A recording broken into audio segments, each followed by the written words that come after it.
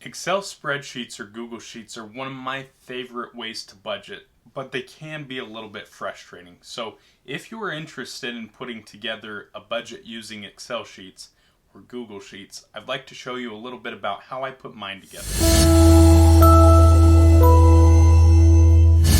So, I'm going to show you the exact way that I've put my budget together. You're welcome to do whatever you want with yours. A lot of these little tips and tricks can be used to create other budget sheets and are just helpful in general to know about sheets, both on the Google and the Excel site.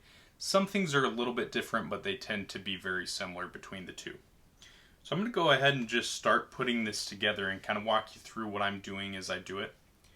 So the first thing that I like to do when I'm creating the budget worksheet is to set a parameter.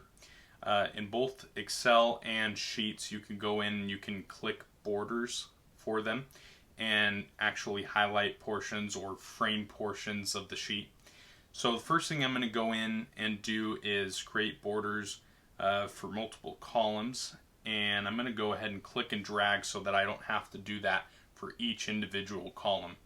Really nice thing about using spreadsheets is you can get them to mimic similar cells so that you can create things a little bit faster. So I'm going to come over here to that last column that I've bolded and type in income. I want to keep that separate from the other columns, which will be expense categories, and just go ahead and type in things that I spend money on month to month. So like food, grocery, gas, insurance, phone, home payments.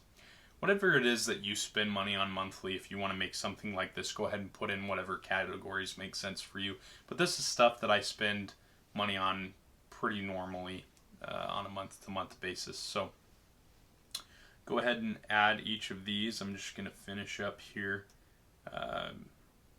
through to the last column here with some of the categories that I use. Okay, and then if you go ahead and highlight each of these, you can change the formatting of the cell. So on this one, I'm going to hit that little dollar symbol, and that stands for accounting. And so it's going to give any numbers that you type in there, it's going to assume that it's a dollar value, which is kind of nice. Down there at the bottom cell that's blocked off, I type in equals sum, and then I click and drag for the column so that all of the cells are totaled within that expense category. And then I'm going to do that separately here for the income. So that it totals those up for me. The other thing I like to do is come and make another little box, and this one will be for expense and income totals. And the reason I like to do this is to see where my net sits throughout the month and then at the end of the month, so I know exactly how much I have left over to put into savings. I feel like that gives me a better idea on a weekly basis, which is when I try to do my budgeting. How I'm looking for the end of the month based on that week's spending and month-to-date spending. So I'll go ahead and make little dividers in here. I'll put income and expenses, and then I like to go and I like to add a little bit of color for the tables, customize it a little bit, make it more unique to you, make it look cleaner, easier to see the values.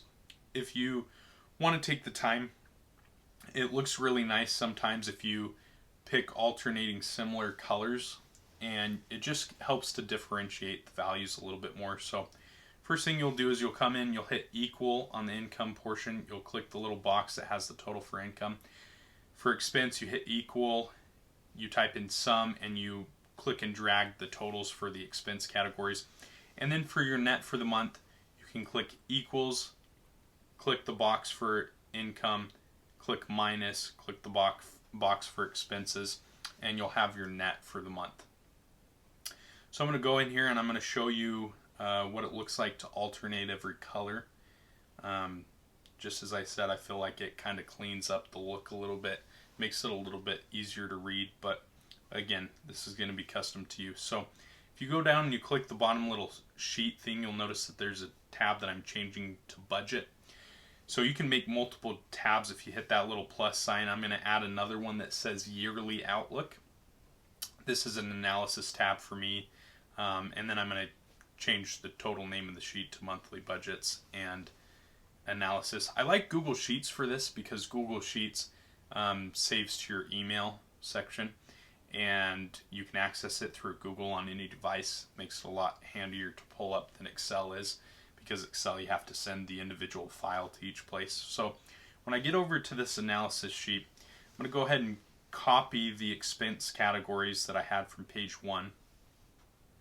Go ahead and just paste them here so that I have those. Oops. Go ahead and I'm going to remove that income name. And then I'm going to take the totals from page 1, and I'll show you what I like to do with the expense totals here as I paste them.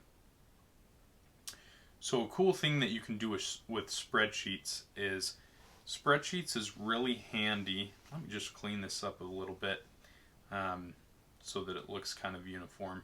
Kind of bugs me if it's off kilter a little bit. So I'm going to add the borders to that, make them the same color. But something handy that Google Sheets will do is you can take this range of values and names, you can go up, hit insert, and insert a chart. And for the month spending like this, I like to make a pie chart so that I can see in each expense category if there's a certain one that I'm spending an extra percentage in.